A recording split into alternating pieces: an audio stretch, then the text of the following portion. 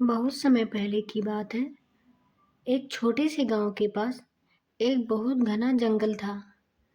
जंगल में एक परिवार रहता था, जिसमें एक बंदर, लोमड़ी, हाथी और शेर भी रहता था।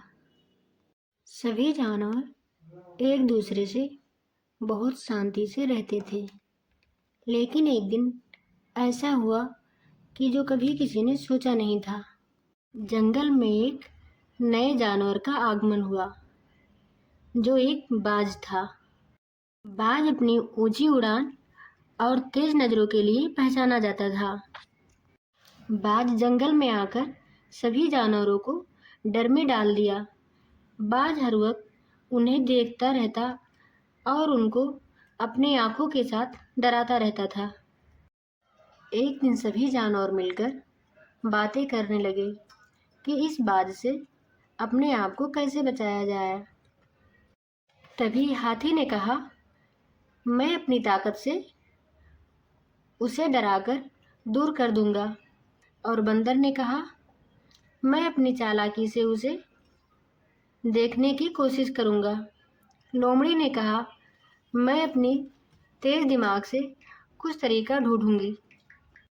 सभी जानवर अपने अपने तरीकों से बाज का सामना करने के लिए तैयार हो गए।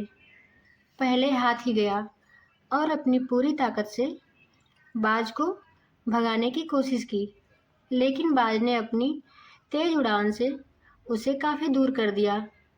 फिर बंदर ने अपनी चालाकी दिखाई, लेकिन बाज उसकी तेज नजरों से सब कुछ देख रहा था और उससे भी बच गया। अब बारी थी लोमड़ी की।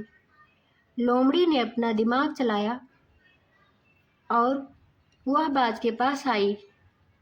उसने बाज से कहा, तब लोमड़ी ने बाज से कहा, तुम जो इतनी ऊंची उड़ान भरते हो, क्या तुम मेरे साथ ज़्यादा तेज उड़ सकते हो? बाज ने कहा, मैं तो सबसे तेज उड़ने वाला प्राणी हूँ। लोमड़ी ने कहा, अगर तुम सबसे तेज उड़ान भर सकते हो तो मेरे साथ एक चक्कर लगा लो। बाज ने कहा, ठीक है, मुझे मंजूर है।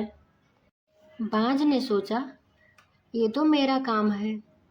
लोमड़ी ने एक रास्ते का छुपा हुआ हिस्सा दिखाया, जहां बाज को घंटे की आवाज़ सुनाई दे रही थी। लोमड़ी ने कहा, ये मेरे रास्ते का हिस्सा है और यहाँ अपना दिमाग यूज करना पड़ता है। बाज ने अपनी हर महारत दिखाई, लेकिन उसने अपनी आंखों को बंद करके जल्दी से उड़ा लिया। लोमड़ी उस रास्ते से चलती रही। इस कहानी से सभी जानवरों को समझ आ गया कि हर किसी की अपनी अपनी खासियत होती है, और अगर हम सब अपनी अपनी खासियत को समझकर और मिलकर काम करेंगे तो हम मुश्किलों का सामना आसानी से कर सकते हैं।